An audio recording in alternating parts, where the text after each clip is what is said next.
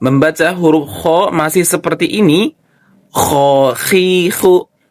Hati-hati kena semprot dari Syekh Eman Rusdi Suaid. Mari kita dengarkan penjelasan beliau. يعني ما شاء الله يعني فتاة من إندونيسيا تقرأ بهذا الإتقان بضبط مخارج الحروف العربية وضبط صفات الحروف وضبط الغنن والمدود والوقف والابتداء. بارك الله فيها. لكن عندك مسألة يا أختي، هي الضغط الزائد على حرف الخاء. الخاء العربية، وأرجو أن ينتبه كل من يسمعني، الخاء العربية حرف مهموس. مهموس يعني لا يجري عفوا يعني يجري معه النفس.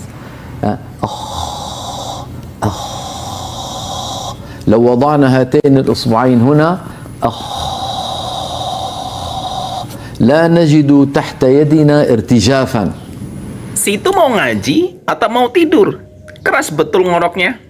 Yuk samarkan lebih sedikit ketika melafalkan huruf kho. Kita contohkan. Kho, khi, khu, beh. Cukup.